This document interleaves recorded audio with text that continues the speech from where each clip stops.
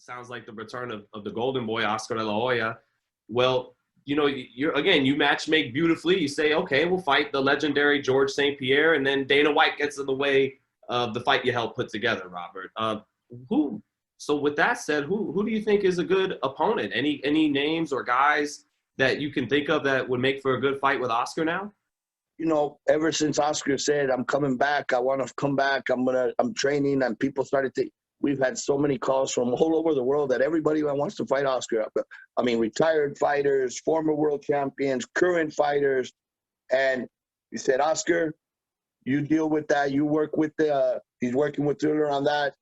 I'll stick to these guys here, our young, stable. I'll work with them, and just let us know what you need from us, and we'll be ready.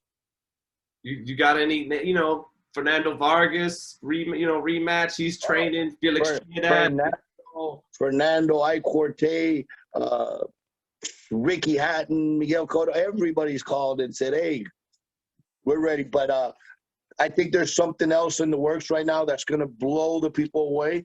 But they'll be making that announcement. That's something that I'm not really involved in because, that's Oscar working right now directly over there with Thriller, and I'm here concentrating on our stable, our fights on the DAZN, and getting them ready for June and July and August.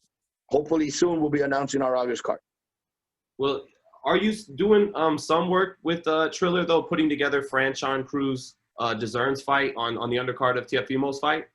Franchon's on. She'll be fighting for all the belts against Ellen Sedoro's tremendous fight. They're fighting for all the belts there. And, yeah, that's one fight that we have on that show coming up. So, yeah, Robert working on a couple networks at once. That's crazy.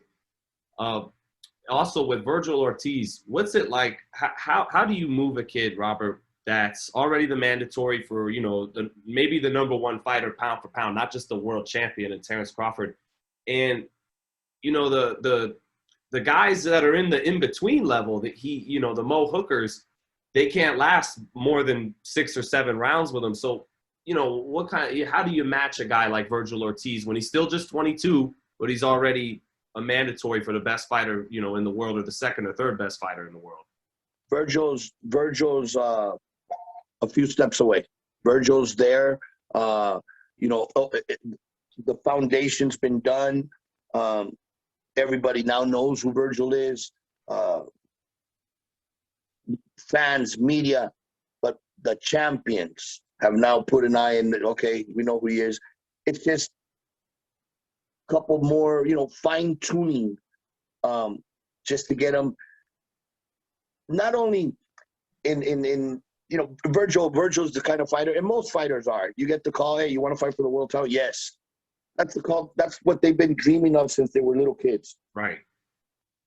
Virgil's add a little extra to that. Not a little. Add extra to it that he's probably the one wanting to call. I don't want to wait for the call. I want to call because he's so dedicated. Lives, eats, breathes boxing. So disciplined. So patiently breaking down his opponent. I mean, people say, well, how come this fighter moves faster than this fighter, and this fighter moves slower than this fighter, and you're slower? Everybody's different. We're all different. And Virgil, every time you step him up and you put him in, he passes with flying colors. Let's go back to the Mauricio Herrera fight. When I did that fight, Mauricio Herrera has been shown everybody nightmares, including Danny Garcia. He's shown everybody nightmares. He's not easy pickings for nobody. Mauricio was cut with a different pair of scissors. He's an old school type fighter. Wouldn't turn down a fight. Fought them all. Provodnikov, Alvarado, Danny Garcia, Frankie Gomez. Fought the young pups. Fought the veterans. I mean, Benavidez, even when he was undefeated. Benavidez. He got a bad decision against Benavidez as well. So he had seen it all. I was nervous in the sense that, is it too soon for Virgil? Mm-hmm. I said, what's the worst thing that could happen at a young man's career? Okay, a loss. They learn from it. We've talked about losses don't end the career. All the great fighters lost. But is it too soon? Because right away you get criticism. Goldenboy moved him too quick. The matchmaker threw him in. They're trying to get rid of one of them because they're matching them together. Now that you could tell has died off because they see that we match a lot of within and nobody's released. And, they're still there. Linares has lost to Cano. Cano and Linares are still there. Cano lost to Marcelino Lopez. Cano still with Goldenboy. So it's just sometimes it's easier to make a fight within, or you see the styles that mesh better. And when that fight happened, I said, okay, well, outside of the loss, what's the other? Well, he doesn't knock him out. The knockout streak ends.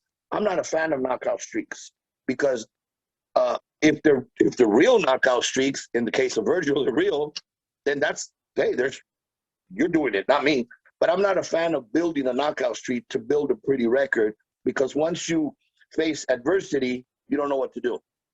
So I said, well, if he goes the distance, that's valuable experience that you can't buy because Mauricio is going to give him that experience that he hasn't had at this point in his career. Goes in there and obviously knocks out Mauricio, something nobody had ever done. Mauricio later tells me, hey, man, I thought you loved me, man. What happened? This guy punches so hard. That's when I realized, you know what?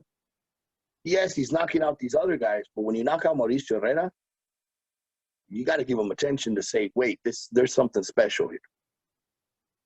Then Orozco, who had just gone the distance in a great battle, in a great fight with the current world champion, Jose Ramirez, who we wish all the best in his upcoming unification bout.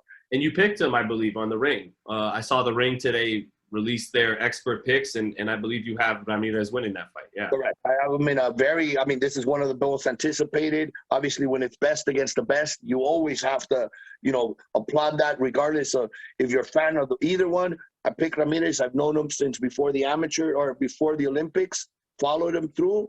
And I think, again, experience plays the part that he's been in these type of wars that he knows he can get through. But it'll be a very, very good, entertaining fight. And it's a 50-50 fight.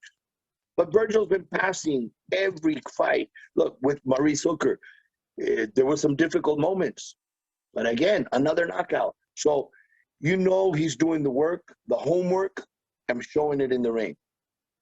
Couple more fights, fine-tune it, and I think he's ready to fight, whether it's Terence Crawford or whoever's there. But it's not just a fight for the world title. It's to win the world title. Right. Virgil, those kids. Do you see Ennis as kind of his equal in terms of, the two guys who are going to take over welterweight? I do. Obviously, for reasons that everybody knows, Ennis hasn't been the world still doesn't know him because maybe it's been a little slower. Like I said, some fighters are just, they move quicker because they're showing things throughout. But yes, Ennis is definitely one of the most talented in the division. Just needs, of what I was saying earlier with Haney, needs those significant type wins over a former world champion, a former contender. A couple of those wins so that the world now says, wait a minute, not just the boxing people, but the masses say, hey, this kid has a lot of talent. But yeah, I think, the welterweight division's been always historically one of the tops. The glamour division, yeah. Exactly. And I think right now we're in a division, in a state that this division could get really hot. But guys just need to say, you know what, forget